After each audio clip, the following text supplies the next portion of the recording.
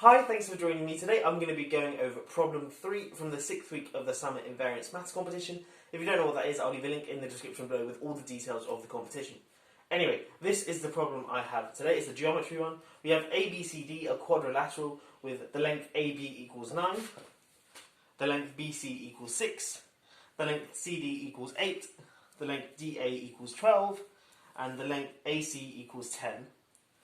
We have P being a point on the line BD, such that the angle APB is the same as the angle BPC.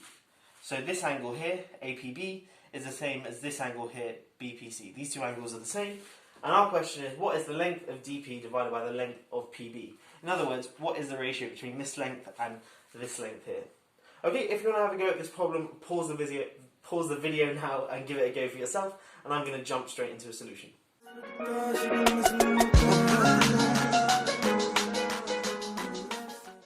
Okay, so there are a few different ways to solve this problem. I'm going to be showing you just one of them.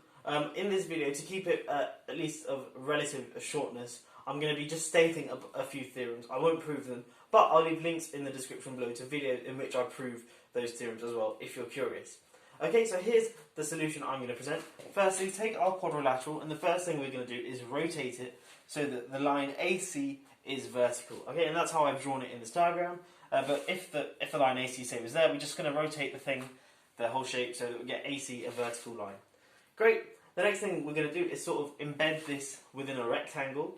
Okay, so draw in this line here. Oh, I'll draw as a dotted line. Okay, all the way up there.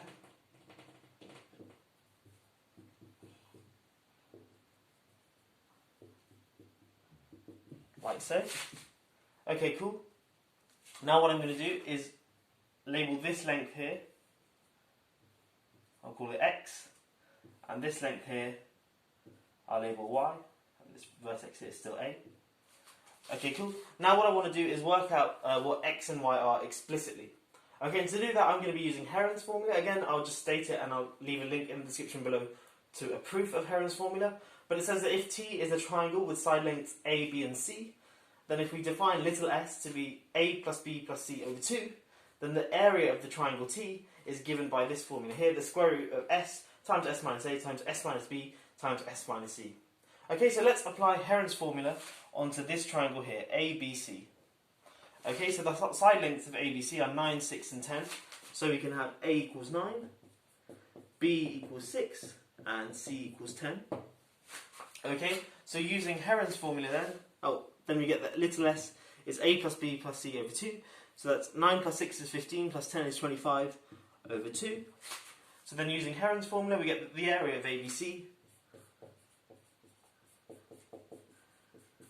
is going to be the square root of s,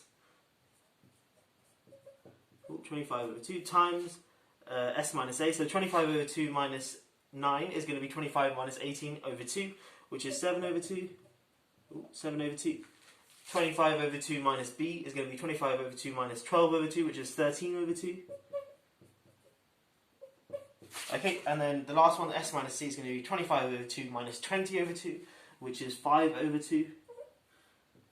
Okay, and take the square root of that. Let's simplify things out. 25 is 5 squared. Okay, so when we square root that, that's 5. And on the bottom we've got 2 to the 4, so the square root of that is 2 squared. So 4. And then we're left with the square root of 7 times 13 times 5. 13 times 5 is 65. Multiply that by 7 and you get 455. Okay, so that's the area of ABC. But also notice that we can work out the area of ABC using the standard, I guess, half base times height formula. So if you think of ABC, this length here, AC being the base, and then the perpendicular height is X. So we also get that the area of ABC, this thing here, is equal to half times 10 times X. Okay, so 5X. Okay, and therefore we get that X is going to be a quarter of the square root of 455. Okay, square root of 455 over 4. Okay, cool. In a similar way, we're going to work out what Y is. Okay, so the exact same thing, but except this time we're going to be looking at the triangle ADC. Okay, So for area of ADC, using Heron's formula, A will have 10, B will have 8, and then C will have 12. So A is 10, B is 8, and C is 12. Okay, so then that means that S is A plus B plus C over 2. 8 plus 12 is 20, plus 10 is 30. Over 2 is going to give us 15. Great. So let's work out the area now of ACD.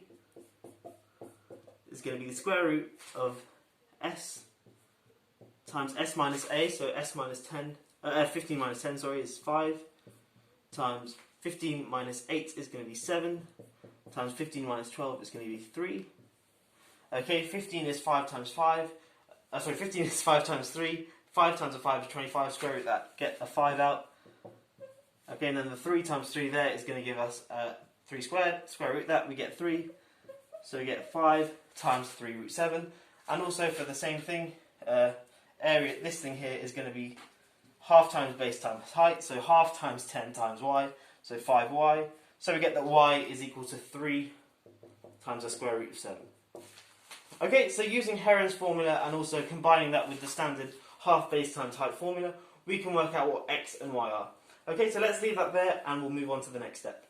Okay, so now we're going to use Stewarts Theorem. So I haven't written it out in detail, but I've just drawn a diagram and then the formula for it. So if we have any sort of arbitrary scalene triangle with side lengths A, B, and C, and then we have what's known as a sevian from this vertex here onto the line with length A. So a sevian is simply a line from this vertex to a point on this side of the triangle here.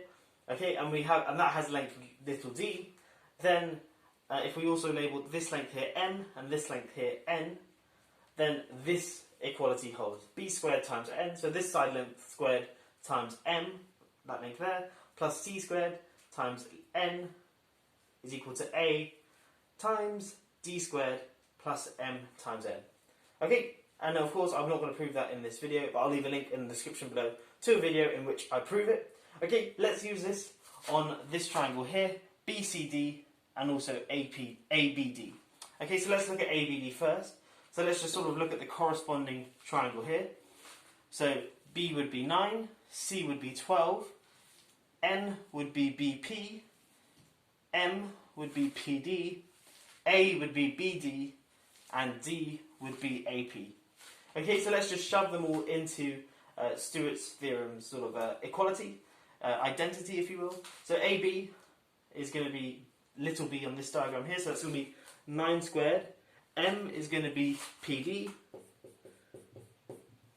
C squared is 12 squared. In fact, I'll just write 144 and I'll write 81 here. Okay, and N is going to be BP. And that's equal to A, which is BD, times D squared plus MN. So AP squared plus MN. So BP times PD.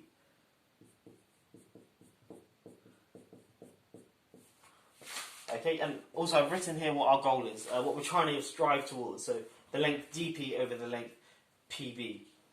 Okay, so now what I'm going to do is also apply Stewarts Theorem onto this triangle here. So BCD. Similar thing, we're going to use this line CP as our sevian.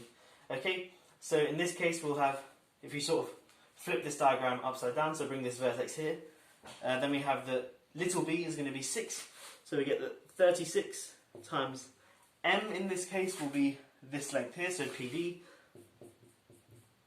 plus c squared times n is going to be this length here, so 8 squared times n, which is this length here, so BP here, and that's going to equal to A, which is BD, times D squared, which is CP, plus MN, so plus PD times BP. Okay, and hopefully you can see some similarities in these equations here. We've got a plus BPPD here, and notice both the terms on the right hand side have a factor with BD. Okay, let's use this, let's clean up the whiteboard a little bit and we'll move on. Okay, so I've written the equations we've had here. up here, but I've divided through by the BD term and bringing the BP dP onto the left hand side. Okay, now remember what we're trying to work out, it's dP over PB, so I've labelled that here little r, and now let's try and express these two equations here in terms of little r. Okay, well, let's firstly look at dP over BD. Okay, let's look at our diagram. dP is that length there, and BD, whoopsie daisy, and BD is this whole length here. So I can write this as dP all over dP plus PB. Okay, and then dividing top and bottom by dP gives me 1 over 1 plus PB over dP, but PB over dP is precisely the reciprocal of R, so that's 1 over 1 plus 1 over R, timesing the top and bottom by R gives me that is R plus 1 plus R, over 1 plus R, sorry.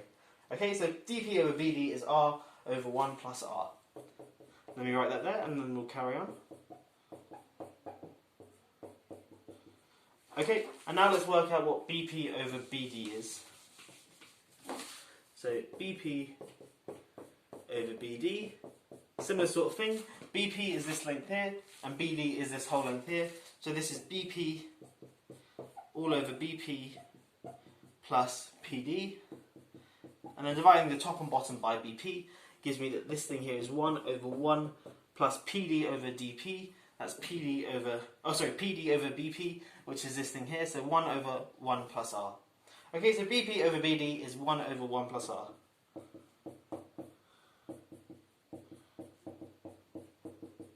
Okay, great, let's shove those into our equation here.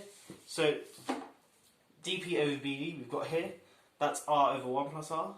So if I write this as 1 plus R, and then put an R there, and then BP over the BD that was here gives me 1 over 1 plus R. So that's just 144 times 1 over the 1 plus R. Great. And a similar sort of thing here. This thing here becomes 36R plus 64 all over 1 plus R. Okay, so we're able to write these equations here. They look a little bit cleaner in terms of R, and we've got two sort of quadratic-esque, or the potential to be quadratic equations, and the next thing we're going to do is use the fact that these two angles here are the same to make this equation a bit simpler. Okay, so the next tool I'm going to be using is the sine rule. Okay, so that says if I've got some scaling triangle here which I've drawn with interior angles capital A, capital B and capital C, with the opposite of angle A being the side of length little a, the opposite of angle B being the side of length little b, and the opposite of angle C being the side of length little c, then this equality holds. That sine of the angle A over little a is equal to the sine of the angle B over little b is equal to the sine of angle C over little c. Again, I'm just going to state that for this video and I'm not going to prove it. Okay, firstly, let's look back to our diagram here. What I'm going to do is label the the intersection of the line BD and AC, and I'm going to call it E. Okay, and then we're going to apply the sine rule on this triangle here, and also on this triangle here, because then we can make use of the fact that these two angles, which I'll label alpha, are the same. Okay, so let's firstly look at APE. Let's apply the sine rule, and we want to use sine alpha, so sine of alpha all over its opposite length, which is going to be AE. That's the same as sine of this angle here. Now we'll call this angle here beta, it doesn't matter what beta is, and this angle here will obviously then be pi minus beta. Okay, it looks a bit like a 90-degree angle here, but it isn't in general. And then the other angle here will be pi minus beta, 180 degrees minus beta. Okay, so sine alpha over AE is therefore equal to sine of beta over AP. Great. Now let's apply the sine rule on this triangle here. So again, we're going to get sine of alpha, but this time divided by its opposite length, which is EC or CE. Okay, and then that's going to be the same as sine of pi minus beta, all divided by its opposite length, which is CP. Okay, first thing, sine of pi minus beta is exactly sine of beta. You can just use your double angle formula to prove that, or just look at any sort of triangle. Yeah. Okay, and now what we're going to do is notice we've got an AP and a CP here, but we want to turn that into AE and CE. So what I'm going to do is divide these two equations by one another. So if I do the left-hand side divided by the right-hand side, then I'm going to get this thing divided by this thing. So I'm going to get an AE. Let me write it here. I'm going to get AE over CE because the sine alphas will cancel out. So I'm doing this thing divided by this thing. So the CE will be in the denominator and the AE will be in the numerator. It's the reciprocal of a reciprocal. And on the right hand side I'm going to get this thing divided by this thing. And again the sines will cancel out. So I get that is equal to AP over CP. So in other words, the ratio between this length and this length is the same as the ratio between that length and that length. Okay, and we've used the sine rule to prove that. And perhaps you can guess what I'm going to do now. We've got AP over CP. If I do this equation here divided by that one, on the right hand side I'm going to get AP over CP all squared. And then of course I can write that as AE over CE all squared. So let's do that and we'll move on to the next stage. Okay, so before I put this back into this equation here, I'm going to play about with this thing here a little bit further. So what I'm going to do first is add 1 to both sides. So I get that R plus 1 is equal to dP over BP plus PB over PB. Okay, so adding 1 is obviously the same as adding PB over PB. But notice dP plus PB is that length plus that length there, which is of course BD. Okay, and I can rearrange this to give me that PB is equal to BD over 1 plus R. Okay, great. And I'm going to do a similar thing with the reciprocal of this. So I get that 1 over R plus 1 is equal to PB over dP plus 1, which is the same as adding dP to the numerator. And again, PB plus dP is going to be the whole length BD. Okay, and of course this left-hand side I can write as R plus 1 over R. Okay, and then I can rearrange this to give me that dP is equal to R over 1 plus R times BD. Okay, combining these two things together, so I can work out BP times dP, I get that BP times dP is going to be equal to BD squared times R over 1 plus R squared.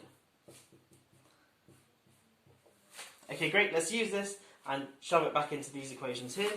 So I can swap both of these things here with BD squared times R over 1 plus R squared. So minus R over 1 plus R all squared times BD all squared. And then minus R over 1 plus R squared times BD all squared. Okay, now what we want to do is use what we worked out with the sine rule just a second ago and divide both these two equations.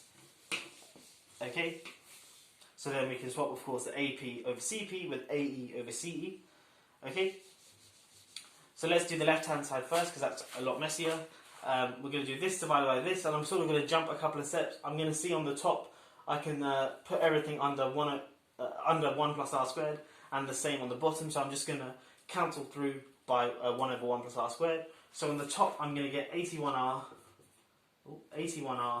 plus 144 times 1 plus R, and then minus R times BD squared, and that's divided by this thing here, which is going to give me 36R plus 64 times 1 plus R minus R times BD squared, and then that's going to be equal AP squared over CP squared, but remember we just showed that that is AE squared all over CE squared.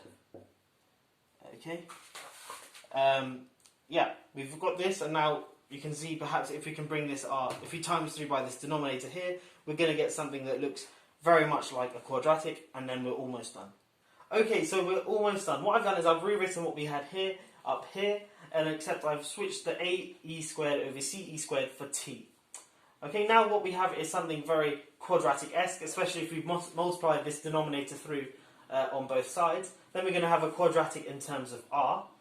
Okay, so let's do that. Let's multiply both sides by the denominator here, and then bring everything onto the left-hand side. Okay, so what's our coefficient of R squared going to be? Well, we're going to have an 81R squared from here. Now notice there are no other r squares from the numerator here. Then when I multiply through by this thing here and then bring it onto the left hand side, I'm going to have a 36r squared times t, and again there are no other r squared terms in the denominator here. So I'm going to get 81 minus 36t r squared. And then I'm going to have some constant, some coefficient of r, but for this problem I don't actually care what that is. So I'm just going to call it psi times r. Okay, and then of course I've got a constant term. What's the constant term? Well, on the numerator I've got a constant of 144, and the rest is a function of r. And then on the denominator I've got a 64, and then of course I'm multiplying by the t. So I'm going to get 144 minus 64t, and that equals 0. Great. Then by Vietta's formula, of course this quadratic will have two roots. Okay, they may be the same, but they'll have two roots. Let's call them r1 and r2. Okay, now we know one of the roots, let's say r1, is this thing here, the thing we're trying to work out, dp over pb. Okay, so let's say with that r1, and of course this quadratic will have another root, which we're going to call r2. Then by Vietta's formula, r1 times r2 is going to be the constant term divided by the coefficient of the quadratic term. So that's 144 minus 64t, all over 81 minus 36t. Okay, if you've not seen that before, let me quickly show you why that is the case. Suppose we have a quadratic like so, and it has roots alpha and beta, of course. And then if I expand this out, I get this is gamma times x squared minus gamma times alpha plus beta times x plus gamma alpha beta. So of course the roots to this function here is going to be alpha and beta. So their product, namely alpha beta, is exactly gamma times alpha beta over gamma, which is the constant term divided by the coefficient of the quadratic term. Okay, so that's where this thing comes from. Okay, and now there's a really nice cancellation here. If we factor a 16 from the top, I get that 16 times 9 minus 40. And then on the bottom, I can factor out a 9.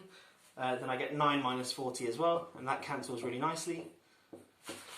Okay, so I get that r1 times r2 is 16 over 9. Great, so if I can work out what r2 is, i.e. the other root of this quadratic, then I can work out what r1 is, because I know that r1 times r2 is 16 over 9, so then that means that r1 is 16 over 9 divided by r2. Okay, now I make the claim that dE over EB also satisfies this quadratic here. In other words, R2 equals dE over EB. Well, why is that the case? Well, remember how we got this quadratic? Well, we got it from this thing here by cross-multiplying this thing here, and these two things here came from Stewarts Theorem. So the left-hand sides at least came from Stewarts Theorem, and that was on the fact we looked at this triangle here and this triangle here, and we used a Cevian. In the original case, we used AP as our Cevian and CP. Okay, but equally we could have chosen CE and AE. Now that only would have impacted our right-hand side, and our right-hand side was AP over CP. Okay, but we showed that AP over CP is the same as AE over CE. Okay, so in other words, Stewarts Theorem would give us the exact same result if we had chosen this Cevian here. In other words, we would have deduced this same formula, except instead of the P's in here, which are embedded within the R's, we'd get E's instead. Okay, so if you want, you can go through that yourself, but it all essentially falls down to the fact that AE over CE is the same as AP over CP, which we proved using the sine rule. Okay, great. So we get that R2 is equal to dE over EB, but of course we want to try and work out what R2 is as a number. Okay, but we can do that using some basic geometry. Okay, so let me just write down R1, R2 is equal to 16 over 9. Now I'm going to rub all this off, and we are almost done, I promise you. Okay, so what I've done is I've taken this right angle triangle, and how I've constructed it is I've just looked at this line here, and I've taken the line BD and just translated it vertically until the vertex B sort of hit this vertex here, the corner of the rectangle. Okay, and remember how the first thing we did was we rotated our quadrilateral so that AE was vertical, so that means that this line here is vertical, because this is A. Okay, and now we've got two similar triangles, so we can just use some standard similar triangle rules. So we get the BE over X is going to be the same as this thing here, so BE plus DE all over x plus y. Okay, let's cross multiply by x and y. So on this side we're going to get x times BE plus y times BE is going to be equal to x times BE plus x times DE. Okay, great. X times BE times and x times BE cancel from both sides. Okay, and then I can get the DE over EB. So dividing both sides by BE and then dividing both sides by x, I get that y over x is equal to DE over EB. Okay, so in other words, R2 is equal to y over x. Okay, so let me rub this out. We know that R2 is equal to y over x. And remember at the start we worked out what x and y were. So we get that R2 is square root of 455 over 4 divided by x. Is y over x, which is 3 root 7 divided by the square root of 455 divided by 4. Okay, and remember we want to know what R1 is, so it's going to be 16 over 9 divided by R2. So that means that R1 is equal to 16 over 9 R2. Oh, R2, sorry. Okay, so that's going to be 16 times the square root of 455 divided by 4, all over 9 times 3 root 7. Okay, so that is equal to 4 over 27 times the square root of 455 divided by 7, and then that thing there is just 65. Whew, we have finally got to our answer. We had to use a bunch of cool geometry theorems, some of which you may not have seen before, and again I'll leave links for the proofs to those in the description below. Use some cool tricks, use the fact that these two things were the same here, use Stewarts Theorem, use a bunch of geometry, and we finally arrived at R1, the thing we're looking for, dP over PB, is 4 over 27 times the square root of 65. Oh, that was a tough one, but I hope you have enjoyed this video. And do make sure you check out the other videos in which I've solved the other problems as well. And if you are new here and you enjoyed this video, please do consider subscribing. I make videos other than just these solution ones as well. Ones in which I solve problems and some in which I just explore some cool areas of maths as well. So do check them out as well. Anyway, I'm going to have a little break. That question was a hard one. I will catch you in the next one. Have a great day.